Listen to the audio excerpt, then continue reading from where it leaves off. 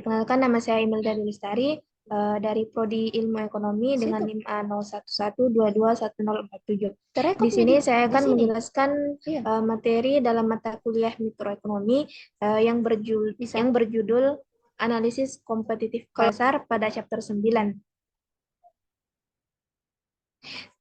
Di bab 9 ini eh, materi yang akan dibahas adalah yang pertama, mengevaluasi keuntungan dan kerugian dari kebijakan pemerintah, konsumen, dan surplus produsen. Kemudian yang kedua adalah efisiensi pasar yang kompetitif. Yang ketiga adalah harga minimum. Yang keempat adalah dukungan harga dan kuota produksi. Yang kelima adalah kuota dan tarif impor. Dan yang keenam adalah dampak pajak atau subsidi. Nah, yang pertama yaitu mengevaluasi keuntungan dan kerugian dari kebijakan pemerintah, surplus konsumen dan produsen. Pada gambar 91 yaitu mengenai surplus konsumen dan produsen, konsumen A akan membayar $10 untuk sebuah barang yang harga pasarnya adalah $5 dan oleh karena itu menikmati keuntungan sebesar $5. Konsumen B menikmati keuntungan sebesar $2 dan konsumen C yang menghargai barang dengan harga yang sama persis dengan harga pasar tidak menikmati keuntungan apapun. Surplus konsumen yang mengukur manfaat total bagi semua konsumen adalah area yang diarsir kuning antara kurva permintaan dan harga pasar. Dapat dikatakan bahwa surplus konsumen adalah manfaat yang dicapai seorang konsumen ketika membeli barang atau jasa dengan harga lebih rendah dari jumlah maksimal yang bersedia untuk dibayarkan. Eh, Kemudian ukuran surplus produsen, total keuntungan produsen ditambah dengan sewa untuk input faktor produksi. Ini adalah keuntungan yang dinikmati oleh produsen berbiaya rendah dengan menjual dengan harga pasar. Ditunjukkan oleh area yang diarsir hijau, daerah antara kurva penawaran dan harga pasar. Bersama-sama, konsumen dan produsen mengukur manfaat kesejahteraan dari sebuah pasar yang kompetitif. Dapat dikatakan bahwa surplus produsen ini menjelaskan harga jual yang diterima produsen lebih besar dari harga mereka yang bersedia untuk menerimanya. Kemudian eh, penerapan surplus konsumen dan produsen. Yang pertama adalah welfare effect atau efek kesejahteraan. Keuntungan dan kerugian bagi konsumen yaitu keuntungan dan kerugian bagi konsumen dan produsen. Kemudian yang kedua deadweight loss atau kehilangan bobot mati, yaitu kerugian bersih dari total surplus atau konsumen ditambah produsen. Pada gambar 92 adalah gambar perubahan pada konsumen dan produsen. Surplus dari pengendalian harga. Harga suatu barang telah diatur agar tidak lebih tinggi dari P maksimum yang berada di bawah harga clearing pasar P0. Keuntungan bagi konsumen adalah selisih antara persegi panjang A dan segitiga B. Kerugian bagi produsen adalah jumlah dari persegi panjang A dan segitiga C. Segitiga B dan C bersama-sama mengukur kerugian bobot mati atau deadweight loss dari kontrol harga. Kemudian pada gambar 93, yaitu mengenai pengaruh pengendalian harga ketika permintaan tidak elastis. Jika permintaan cukup tidak elastis, segitiga B bisa jadi lebih besar dari persegi panjang A. Dalam hal ini, konsumen menderita kerugian bersih dari pengendalian harga. Kemudian pada gambar 94, yaitu mengenai pengaruh kontrol harga gas alam. Harga clearing pasar gas alam adalah $6,40 per MCF dan maksimum atau hipotesis yang diizinkan adalah $3. Kekurangan sebesar 23,6 kurang 20,6 sama dengan 3,0 TCF. Keuntungan bagi konsumen adalah persegi panjang A dikurangi segitiga B dan kerugian bagi produsen adalah persegi panjang A ditambah segitiga C. Kerugian bobot mati atau deadweight loss adalah jumlah dari segitiga B ditambah C. Kemudian materi yang kedua mengenai efisiensi pasar yang kompetitif. Yang pertama, efisiensi ekonomi, maksimalisasi agregat surplus konsumen dan produsen. Mengenai kegagalan pasar. Kegagalan pasar yaitu situasi di mana pasar yang tidak diatur, pasar yang kompetitif, tidak efisien karena harga gagal memberikan sinyal yang tepat kepada konsumen dan produsen. Ada dua contoh penting di mana kegagalan pasar dapat terjadi. Yang pertama adalah eksternalitas, yang kedua adalah kurangnya informasi.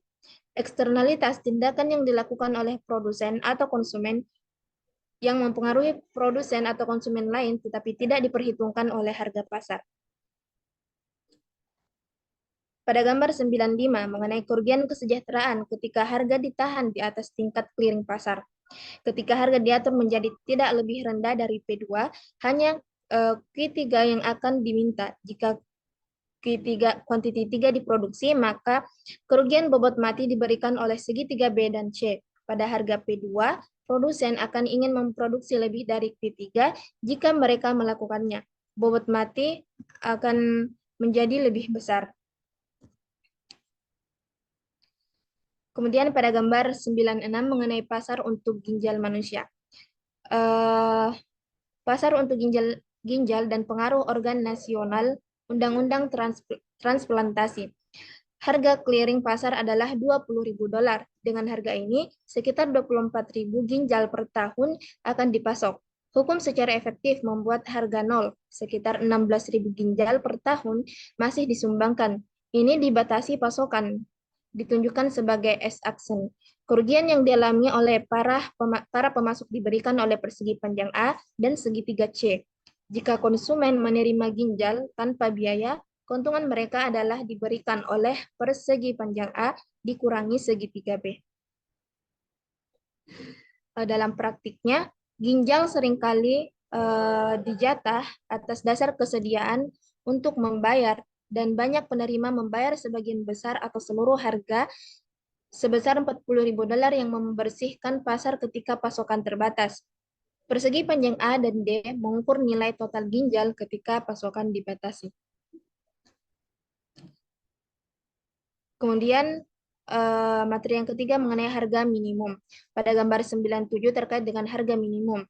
Harga diatur agar tidak lebih rendah dari P minimum. Produsen ingin memasok Q2, tapi konsumen hanya akan membeli Q3.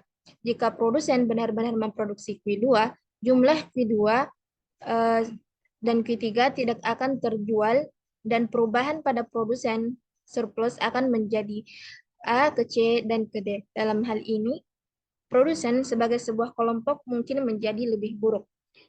Minimum price atau harga minimum adalah harga terendah yang ditetapkan oleh pemerintah atau badan pengatur untuk suatu produk atau layanan tertentu.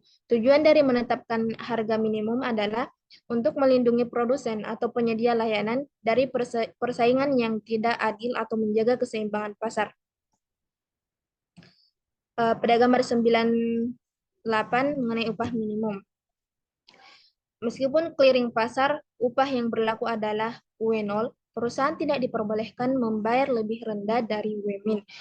Hal ini mengakibatkan pengangguran sebesar sejumlah L2 sampai L1 dan kerugian bobot mati yang diberikan oleh segitiga B dan C. Selanjutnya gambar 99 mengenai pengaruh peraturan maskapai penerbangan oleh Dewan Penerbangan Sipil. Pada harga P minimum, maskapai penerbangan akan ingin memasok P2 jauh di atas jumlah P1 yang akan dibeli konsumen. Yang di sini mereka memasok P3. Trapesium D adalah biaya dari output yang tidak terjual. Keuntungan maskapai penerbangan mungkin lebih rendah sebagai akibat dari peraturan karena segitiga C dan trapesium D dapat bersama-sama melebihi persegi panjang A. Selain itu, konsumen kehilangan A plus B. Pada tabel 91 yaitu mengenai data industri penerbangan. Pada tahun 1981, industri penerbangan telah sepenuhnya dideregulasi. Sejak saat itu, banyak maskapai penerbangan baru mulai beroperasi. Maskapai penerbangan lainnya gulung tikar, dan persaingan harga menjadi jauh lebih ketat. Karena maskapai penerbangan tidak memiliki kendali atas harga minyak, akan lebih informatif untuk memeriksa indeks biaya real atau biaya real terkoreksi yang menghilangkan efek dari perubahan biaya bahan bakar. Kemudian materi yang keempat mengenai dukungan harga dan kuota produksi. Dukungan harga yaitu harga yang ditetapkan oleh pemerintah di atas tingkat pasar dan dipertahankan oleh pembelian pemerintah dari kelebihan pasokan. Gambar 9-10 mengenai dukungan harga. Untuk mempertahankan harga PS di atas harga clearing pasar P0, pemerintah membeli sejumlah VG. Keuntungan bagi produsen adalah A ditambah B ditambah D. Kerugian bagi konsumen adalah A ditambah B. Biaya yang ditanggung pemerintah adalah persegi panjang berbintik-bintik, yang luasnya yaitu PS dikali V2 dikurang V1. Kemudian pada gambar 9.1